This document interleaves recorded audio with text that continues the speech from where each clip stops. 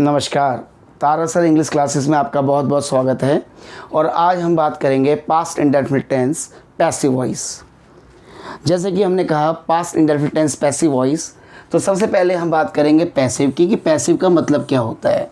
तो पैसिव को जानने के लिए एक्टिव का थोड़ा ब्रीफ, जिसमें सब्जेक्ट काम करता है उसे हम एक्टिव कहते हैं, और जिसमें किसी पर काम होता है या ऑब्जेक्ट पर काम होता है या इन सामान्य शब्दों में कोई भुगतता है तो उसको हम पैसिव वॉइस कहते हैं। तो सबसे पहले हम बात करेंगे पास्ट। पास्ट माने भूतकाल, मतलब भूतकाल में कोई काम हुआ और उसको हम कैसे आइडेंटिफाई करेंगे? Ending word. एंडिंग वर्ड क्या है हमारा? ई कॉमा या। हम भूतकाल में दो शब्दों को ढूंढेंगे, ई कॉमा या, पहली शर्त। दूसरा, पास्ट टेंस में कोई काम हुआ लेकिन सब्जेक्ट मतलब जो काम करता है, सब्जेक्ट की वैल्यू नहीं है। सब्जेक्ट की वैल्यू नहीं होगी बल्कि जिस पर काम होगा उसकी वैल्यू होगी, और जिस पे काम होता है हम उसको क्या बोलते हैं? ऑब्जेक्ट। तो हमें क्या करना है? Past indefinite tense passive voice में भूतकाल में कोई भी वाक्य जो हमारे दिमाग में हिंदी में आता है जिसके अंत में ई कॉमा या आता है तो उसको हम किस कैटेगरी में काउंट करते हैं? Past indefinite tense passive. अब हम बात करते हैं एक एग्जाम्पल की। हमने कहा मुझे बुलाया गया, मुझे बुलाया गया। आप देखिए इस वाक्य में ये जो मुझे है इस पर काम हो रहा है। अब जैसे आप नॉर्मल इंग्लिश से पढ़ोगे आप तो जनरली मुझे का मतलब लोग मी निकालते हैं, लेकिन यहाँ पर मी गलत है। यहाँ पर क्या आना चाहिए? आई। अब कहने वाली बात तो है कि आई तो सब्जेक्ट के तौर पे प्रयोग होता है, हमने स्कूल में यही पढ़ा है। लेकिन जब हम कभी भी पैसिव वॉइस पढ़ेंगे तो उसमें जब भी हम ऑब्जेक्ट के बारे में बात करेंगे तो ऑब्जेक्ट में हम नॉमिनेटिव प्रोनाउन का यूज़ करेंगे। और नॉमिनेटिव प्रोनाउन कौन कौन से होते हैं? I, we, you, they, he, she, it. तो ये बातें हुई बेसिक बातें। अब जैसे मैंने कहा मुझे बुलाया गया तो हमने इसमें क्या ढूंढा? या। ऐसे ही हमें बात बताई गई तो काम किस पे हुआ? हम पर। तो अब यहाँ पे हम के लिए क्या लगाएंगे? ऑब्जेक्ट के तौर पे वी। तो ये चीज़ें हुई बेसिक बातें कि पास्ट इंडेफिनिट टेंस को आप कैसे रिकॉग्नाइज करोगे और उसमें सब्जेक्ट की वैल्यू ना होकर जिस पर काम होता है उसको हम वाक्य के शुरू में लगाएंगे। अब हम बात करते हैं सेंटेंस फॉर्मेशन की कि पास्ट इंडेफिनिट टेंस पैसिव में हम सेंटेंस फॉर्मेशन किस प्रकार से करेंगे। इसके लिए सबसे पहले हम ऑब्जेक्ट का यूज़ करेंगे। ऑब्जेक्ट मतलब जिस पे काम होता है। उसके बाद हम हेल्पिंग वर्ब का यूज़ करेंगे, वाज। फिर हम यूज़ करेंगे वर, फिर वर्ब की थर्ड फॉर्म। और दूसरा पॉइंट जो आप सबको याद रखना है फ्रेंड्स कि जब भी पैसिव वॉइस होगा मतलब जब किसी पर काम होगा तो जनरली ऐसे केस में हम वर्ब की थर्ड फॉर्म का यूज़ करते हैं। ये बात अपने गांठ बांध लीजिए, रट लीजिए। और दोबारा मैं ये बात कहूँगा कि उन टीचरों से सावधान रहना जो आपको ये कहते हैं कि नो ग्रामर, नो वर्डनिंग। सो कृपया करके उनसे सावधान रहना, क्योंकि ये कहना इसलिए ज़रूरी है क्योंकि कुछ बच्चों को लगता है कि बिना ग्रामर, बिना बेसिक चीज़ों को समझे वे अच्छी इंग्लिश बोल पाएंगे, लिख पाएंगे, पढ़ पाएंगे। तो कृपया करके इस प्रकार के अंधविश्वासों से दूर रहें। Object plus was oblique verb plus verb की थर्ड फॉर्म। और जब हम नेगेटिव की बात करते हैं, ये है आपका अफर्मेटिव, और फिर है नेगेटिव। नेगेटिव माने नकारात्मक, जिसमें नहीं होता है। ऐसे हम object plus was oblique verb plus not plus verb की थर्ड फॉर्म का यूज़ करते हैं। अब जैसे मैंने सेंटेंस कहा था कि भाई मुझे बुलाया गया, काम किस पे हुआ? मुझ पे। तो सबसे पहले क्या आ जाएगा? आई। आई के साथ क्या हेल्पिंग वर्ब लगेगी? वाज। तो क्या हो जाएगा? आई वाज कॉल्ड, मुझे बुलाया गया।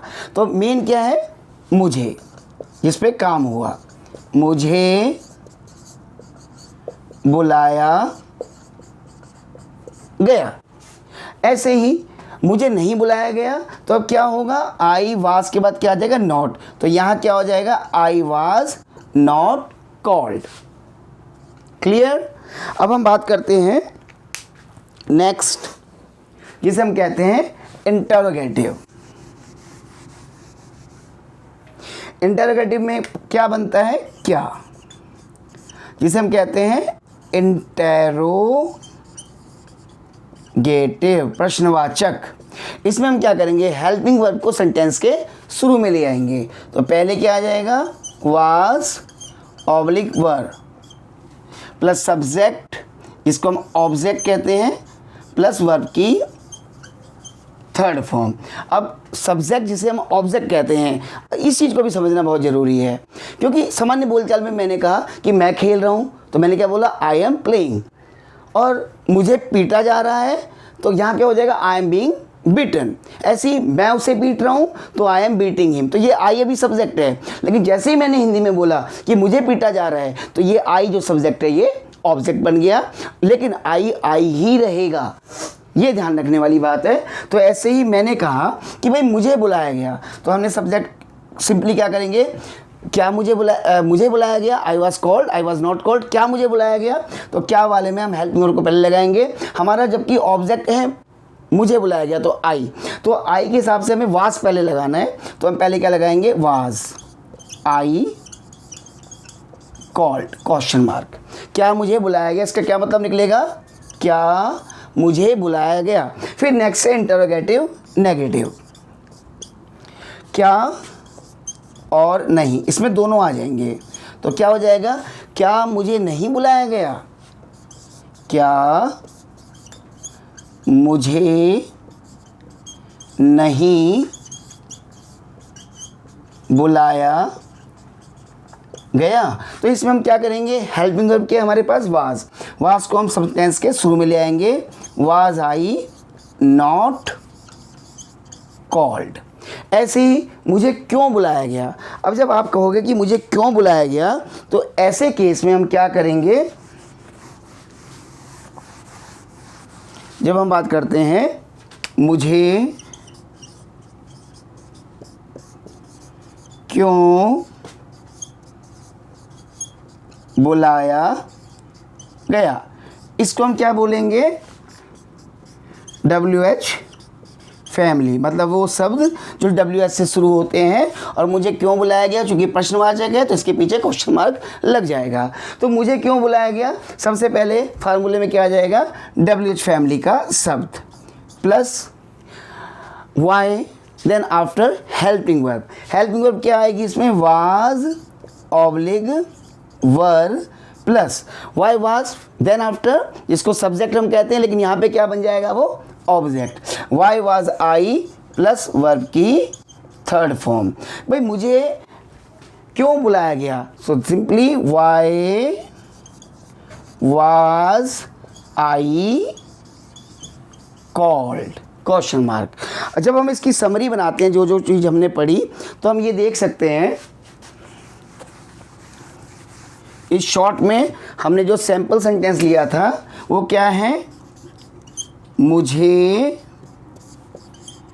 बुलाया गया। सिंपली मुझे यहाँ पे आई का यूज़ किया हमने, आई वॉज कॉल्ड, ये क्या है, साधारण वाक्य है। दूसरा, मुझे नहीं बुलाया गया, आई वाज नॉट कॉल्ड, इसे हम क्या बोलेंगे, नेगेटिव, नकारात्मक, कि मुझे नहीं बुलाया गया। तीसरा, क्या मुझे बुलाया गया, सिंपली हेल्पिंग वर्ब आ जाएगा आगे, क्या आ जाएगा, वाज आई कॉल्ड, कॉल्ड क्या है, वर्ब की थर्ड फॉर्म। फिर चौथा, क्या मुझे नहीं बुलाया गया, सिंपली वाज पहले आ जाएगा, वाज आई नॉट कॉल्ड। और मुझे क्यों बुलाया गया, इसमें क्या आएगा पहले, वाई वाज आई कॉल्ड। तो फ्रेंड्स, आशा करता हूँ आपको ये चीज़ें सब समझ आ रही होंगी। अब हम बात करते हैं एक और एग्जाम्पल की। अब सिंपली मैंने यूज़ किया वाज का एज ए हेल्पिंग वर्ब। लेकिन हम अब एक और एग्जांपल लेते हैं, इसमें हम लेंगे वर्क का। वर्क को हम हेल्पिंग वर्ब के तौर पे यूज़ करेंगे। जैसे मान लो मैंने कहा कि उन्हें बुलाया गया, उन्हें बुलाया गया, तो काम किस पर हुआ? उन्हें। तो आपको क्या आना चाहिए कि उन्हें को इंग्लिश में क्या बोलते हैं। अगर आपको ये नहीं पता कि उन्हें को इंग्लिश में क्या बोलते हैं तो आप क्या बनाओगे? कुछ नहीं बना पाओगे।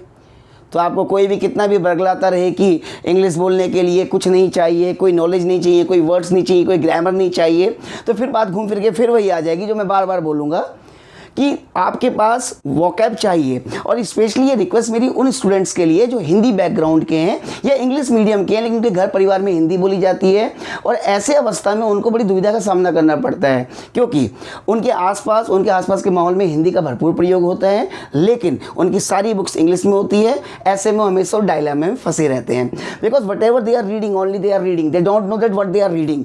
सो I want that in Tara sir English classes if they come and they attend my class, definitely they will be able to understand whatever they are reading and they will be able to express whatever they are thinking in Hindi. But there's a condition. They have to study, they have to learn, they have to have the knowledge of the vocab.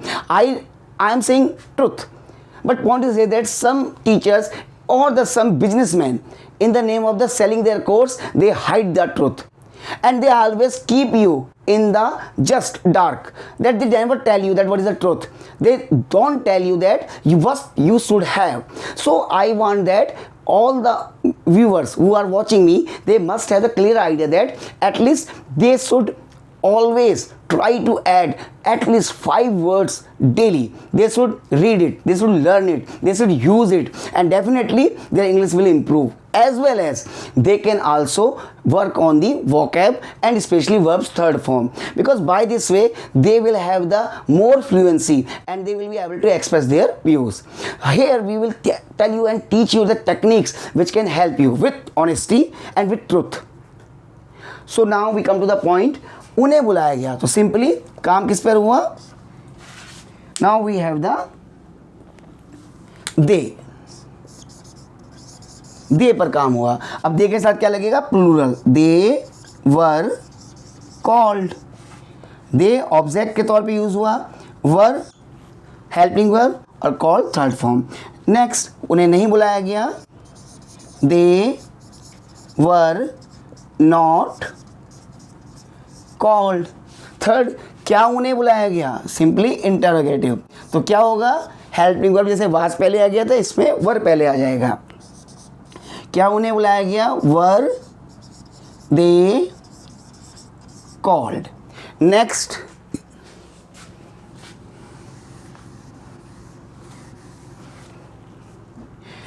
क्या उन्हें नहीं बुलाया गया? Simply क्या करेंगे हम?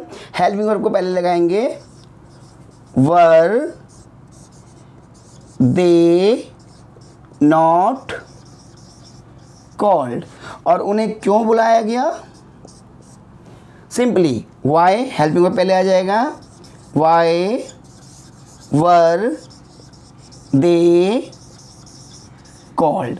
तो इस प्रकार हमने क्या सीखा आज क्लास में कि पास्ट इंडेफिनिट टेंस में भूतकाल में काम होता है, सब्जेक्ट की वैल्यू नहीं होती, जिसमें काम होता है या जो भुगतता है उसे वाक्य के शुरू में प्रयोग किया जाता है, और सिंपली हम वाक्य के शुरू में जिस ऑब्जेक्ट का यूज़ करते हैं उसका हम यूज़ करेंगे, और यदि वो प्रोनाउन है तो उसे हम नॉमिनेटिव केस में यूज़ करेंगे, और नॉमिनेटिव प्रोनाउन में हमारे पास आई वी यू दे होते हैं। अब जैसे हम एक रिकैप ले लेते हैं छोटा सा। जैसे अलमारी खोली गई, काम किससे हुआ? अलमारी पे। अलमारी वाज ओपन, अलमारी was not open, almirah was open.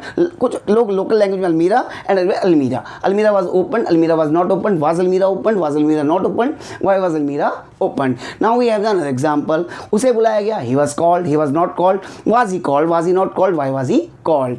हाँ जी, हमारी मदद की गई, काम हम पे हुआ।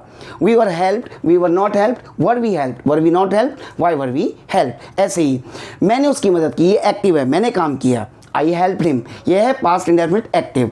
मैंने उसकी मदद की, I help him, I did not help him, did I help him, did I not help him, why did I help him. अगला, उसकी मदद की गई, काम उस पर हो रहा है। अब तो अब ऑब्जेक्ट में क्या आ जाएगा? उसकी के लिए क्या आ जाएगा?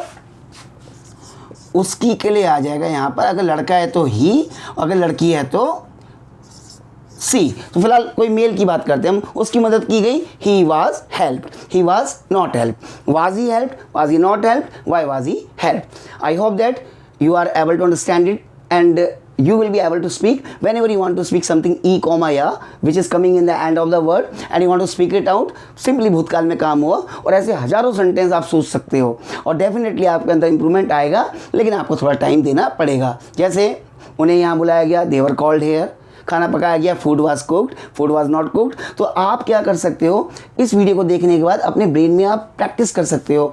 आप क्या कर सकते हो, नए नए सेंटेंस बना सकते हो जिसमें ई कॉमा या आता है और भुगतने वाला आगे होता है। So definitely you will have the more and more improvement in your English. Thank you, आपने हमारा अंत तक साथ दिया और तारा इंग्लिश क्लासेस में आपको और ऐसी वीडियो मिलती रहेंगी जो आपके एजुकेशन पर्पज़ से बहुत काम आएंगी। धन्यवाद, नमस्कार।